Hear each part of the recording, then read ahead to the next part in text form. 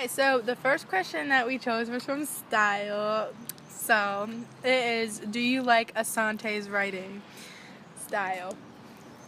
Okay, Ooch. Personally, I feel like his writing makes you connect to the text more. I feel like he uses like great words and like great descriptive words that like not only like puts you like in the scenery, it just gives you, it breaks everything down to the detail, and it's just really interesting. Like, you know, I'm gonna be honest, like I'm like, oh, this packet, like we gotta read this. But then when you actually start reading it, it starts flowing together. With and it, it's yeah. really good.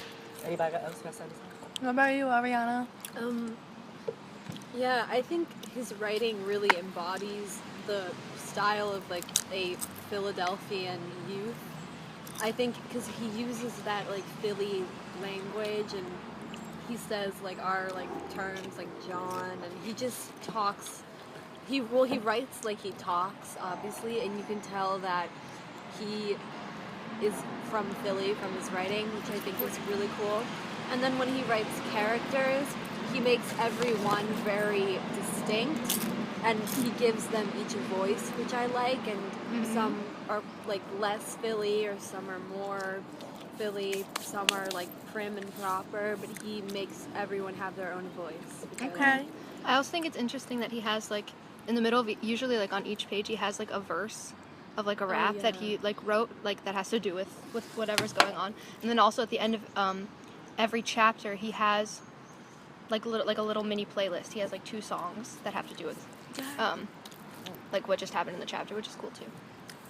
Yeah, so like me and Arianna, like considering we read this book already, that's like one thing like I picked up on, like, was the whole like how he's so free with his language. Like, it's kind of like he almost wrote it with stream of consciousness, which is basically just like he just wrote it and just went, and obviously like editing went into it, but like I feel like with that, like he wrote it in his own language, which made it more relatable, because as like a writer myself, like I feel like some things, like some stories you read aren't as relatable, and I feel like this really related to me because I'm a Philadelphian, I'm a writer, and like, and I'm also like a teenager and stuff like that, so I go through certain things that he goes through.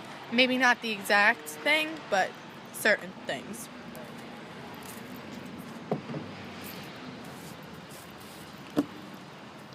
Pause it. All right. Wait. Don't hit done, just pause it. Yeah. He Okay. addresses, basically, like, he... No.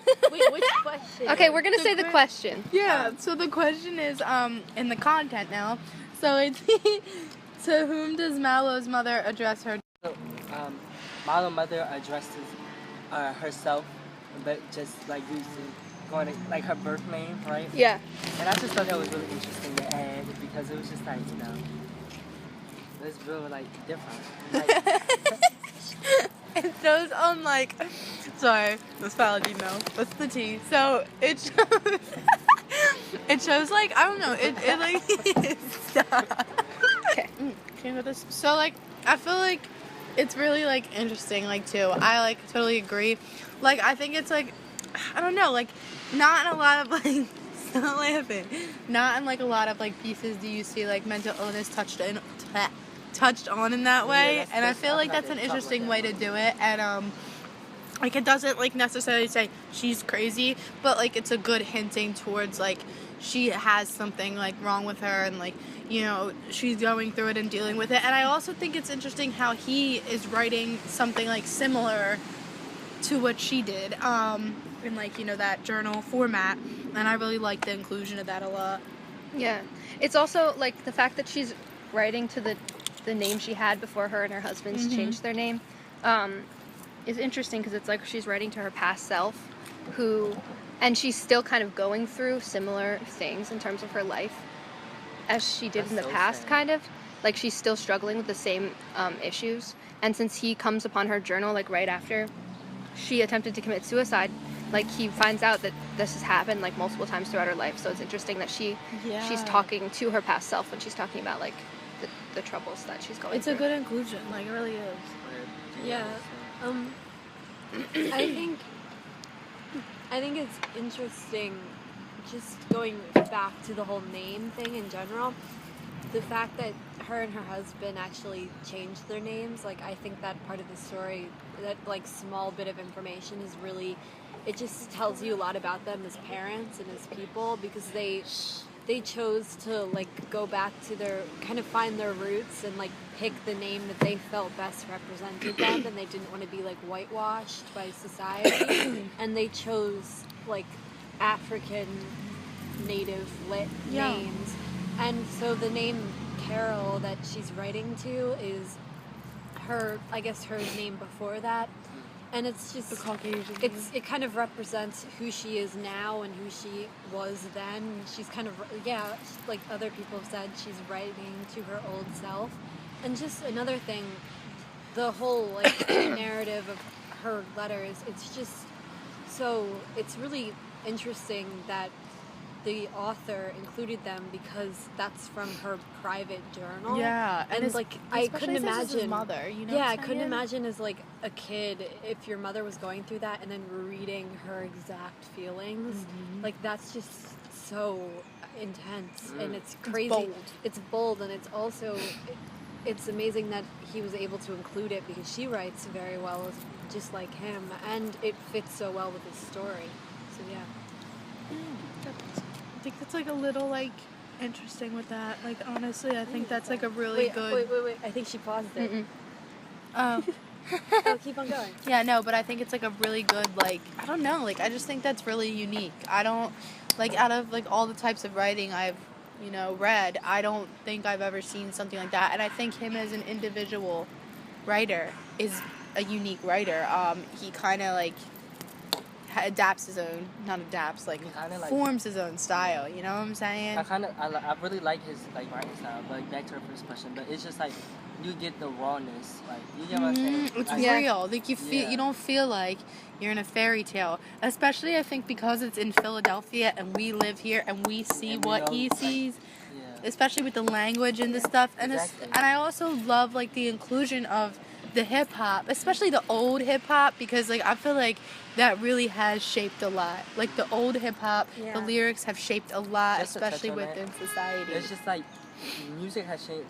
I know we're going to get off topic a little bit, but music has like changed so much. Like music shapes the way a generation is like, you know, like.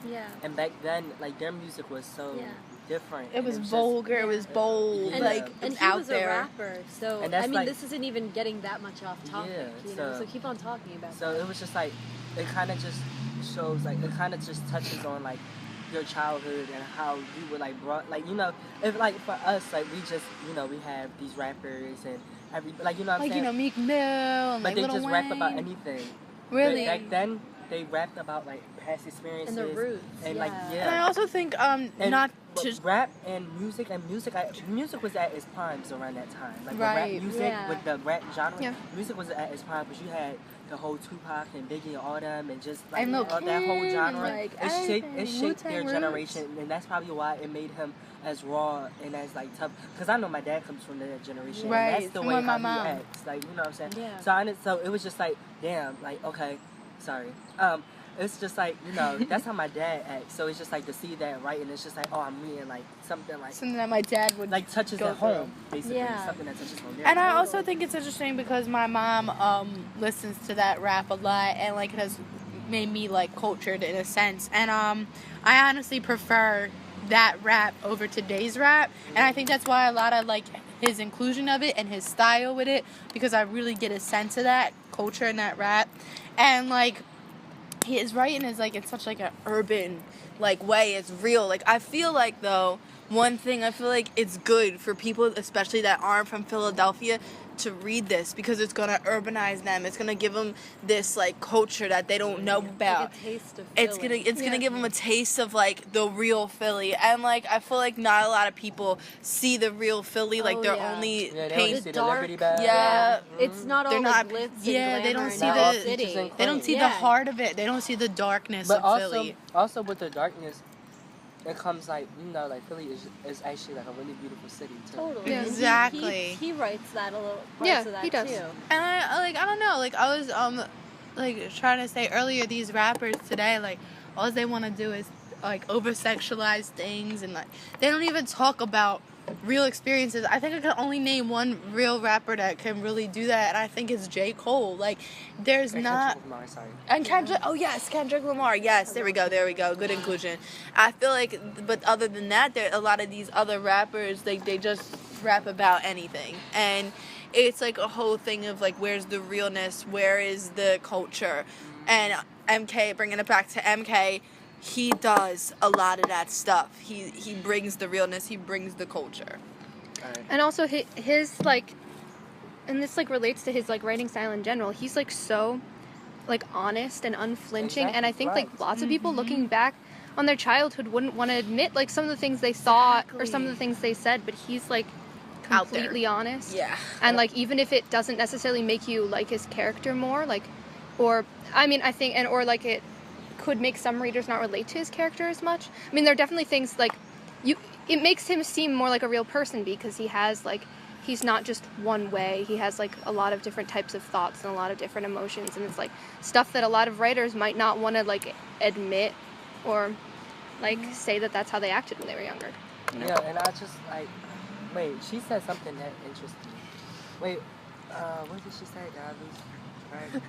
I lost my train of thought. It's okay. Sorry, Miss Palladino. Yeah. Oh. You get to it. All right, so now the last question is from Themes, and it says, wrong question. How is the education system depicted? Have you found that to be true in Philadelphia? So I will start this off because my mom is like a secretary and she works like a boardroom. Had to include it because it goes with the thing. I think that the way he describes the public education system for certain schools is true. Like, you look at Kappa and you really don't get that feel of like the real Philadelphia public school. Even though we're Philadelphia affiliated, Kappa just, no. Like, you go to Kappa and it's like fairy tale land in there, like, I swear. But like, if you go to Bartram where my mom works, you get in there and you're like, whoa. Like, and I feel like with certain schools it's like that, like charter schools not included. Like, I feel like certain public schools, like, you can get in like Palumbo or Kappa, or like even if it's Kensington Kappa, like I feel like certain schools you get into, it's like fairy tale land, whatever. But I feel like with like Bartram and MLK and Strawberry Mansion and stuff like that, right, I feel like I feel like it's like, you know, kind of it kind of has to deal with the neighborhood, the types of people that derive from the neighborhood. I feel like it has a lot of factors has to do with that. And like, I mean, seeing my mom, like, she can come home from like her public school like happy some days, but that's because of how the students treat her. But like, if you're a student in that position, it's really quite different. Like, you know, if I'm not thinking about nothing. Right, if I walked into Bartram, not even to be rude, I could be valedictorian, like, and beat up at the same time. And like, that's just how it is. Like, and I think certain times, like, he like talks about the system, it reigns true, but then for certain schools and certain areas, it's not. This is actually like, you know, it's a really good question. I'm glad that we picked it.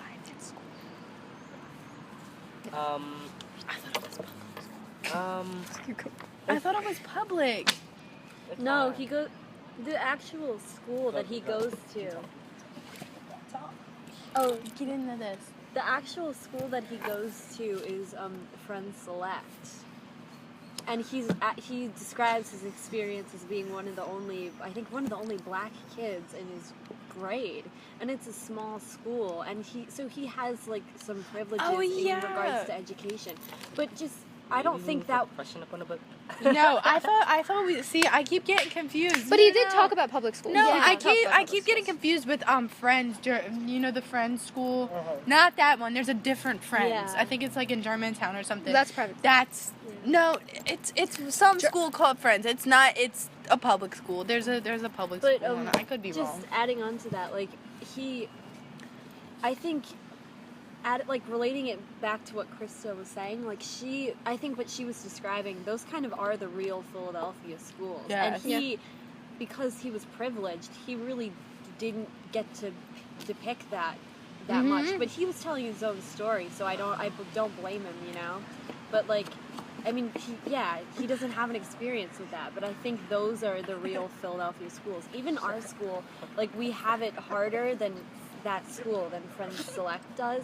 Like, just with budget cuts and, like, you know, just we don't have as much money and resources, but at the same time we have diversity, and that's what his school doesn't. Yeah. Right. So And like the way that he was talking about private school, I think is like very true. Like, when I went to private school, well, obviously that wasn't like that for me, but like there were only like 2 black people in my grade, and so as much as like the Friends schools preach diversity and the importance of diversity, their budget does go up like exponentially every year. And the older that you get, the more expensive it is. And so like it's really hypocritical. And so what he was saying about how like the school just wasn't for him, like it wasn't geared towards him, it didn't like do anything for him really, like it's true, because the school didn't consider him a valuable student really. I just feel like maybe he would have thrived more if he actually didn't wasn't in a public school. yeah. I feel like, I mean, like, not saying that You're public schools. predicting the future of the book. Not saying that public schools aren't like bad, but like I'm just saying like the public school I go to, like the public high school I go to, Catholic, like we all go to Catholic. We have it good though. Yeah, but like we have a We good. have it real good. And we all like if he would have came to Catholic, he would have had the opportunity To be a like, creative writer. to have diversity and be free of writing and express himself like how to how he wants to express himself, and like I just feel like all that is like that's something that you really miss going to a private school. Yeah. Like it's something it takes a lot out of the learning experience. Like you know what I'm saying? I mean, but I just feel like he'll just thrive better and stuff. And I just feel like it's not like it wouldn't like it takes effect on some people, but like to him, like you know what I'm saying, like could be like the only like minority in a school or something like that, or like you know what I'm saying, it'll really like affect you and stuff like that. Yeah. And it'll just affect how other people see you too, just like you know what I'm saying. Yeah, because it seems like the people, like the principal, like at the beginning of the book, who calls him into his office for like no reason, basically to scream at him. Like it seems like everyone who works there already has an idea of who he is, Right. and like maybe he like whatever he was like. Stereotypical. Yeah. And maybe he was like, he did curse at the teacher or whatever, but like it's the teacher's fault because he. See, that's what I didn't like, because like okay, like like he cursed at a teacher, all right, but like everybody makes mistakes, and my thing is like the teacher probably took that and ran with it just because he was a minority, like you know what I'm saying? Totally. And that's what I did, like because like I mean like it's sometimes that I like you know what I'm saying? It's sometimes where like. I mean, you have to think about where people come from. Like, they don't intentionally mean, like, when they curse at you, they probably don't really mean it, like, that type of way, like, how you take it. But, like, just because you already feel some type of way. And you're already frustrated. Yeah, you're frustrated. Just because as a person you already feel some type of way. Like, you already feel some type of way towards a person. And when they finally say something to you that like, makes you snap. Yeah. You just go. You take it and run with it. Yeah. Like, it could be anything. Like, they said I got my sneakers from Payless. Like, you know what I'm saying? Like, And then it's but also like that's like what I just said right there is like a Philly humor. Like they like students like to bust on each other and stuff like that. Exactly. What are those? It's just like when you gotta come in, you gotta fit into a whole different type of crowd. Yeah. And like And I feel like instead of like coming after him, they need to be making sure he feel comfortable. Yes, and I didn't go to like a private elementary school, but I went to a Catholic elementary school, and I feel like it's semi like familiar to what he went through in his private school. I feel like going to a Catholic school really like restricted my ability to be myself, to really experience diversity. We have like 4 black kids in our Catholic school, like, and all the white kids were racist, so the only culture that I was really, honestly, but mostly, yeah, but like besides really the boys, like I think everybody really kind of, you could tell because they kind of stayed away, and I mean that's not like to just put everybody together, but like with me, like I think growing up on my mom's side, I think parental roles really have like a really strong thing with that. Sorry, Miss Palladino. Technical difficulty. Yeah, that's a car Alright, crash. so we don't have to. Boy! Alright, so, so, like, I think parental roles. Take it. Parental roles have, like, a really big, impact on that. And I think that, honestly, what the heck? Size is truly. I think that, like, you know, like I said, growing up with my mom from where she came from, thank you, boy, had like a big effect on me. And I feel like it also has to do with the school. You need to find somebody to connect with that's on your side, or you won't be able to get through it. Yeah. And I feel like that's what helped me, like being able to connect with even though there were four of them, the four blind also- kids, like it helped me to diversify myself, if that's a word, you know. And also, to add on to that, it's just like the greatest friends you have are the friends that's different. Mm-hmm. You Yes. want friends that's like similar to you, and that's why I just feel like everybody, like if you go to a private school where it's like a population of like one specific race, that you miss out on the diversity of like others.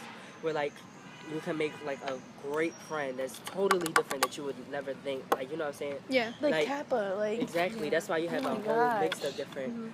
Like, not even they can necessarily be the same as you, or they have a different passion and stuff like that. It's just things like little things that it could be little things like that can make you so much better. Yeah. or make you a better you. Yeah, he does get like a taste of like another world. I didn't get to read that because yet, Arianna. no, because when he describes his neighborhood, did you read when he describes his neighborhood? Yeah. Like where he grows up and where he lives is so different. And it shows you a lot and about the him people as an that individual. Like all his friends, all those older guys, like he's closer to them to anyone at school, so they teach him his like morals and like how to act, and his older brother too, and they aren't the best influences, but he gets, like, because of them, he gets to be different from, you know, he doesn't just act or pretend to be all uppity because he goes to a private school. You know, he still he stays true to himself. Right. Yeah. Also, if you can kind of connect like his relationship with his principal, like since this is a sociology class, Yeah. I've like there's this theory, and I forget the name of it, but it basically says that like if someone labels like in their mind labels a certain person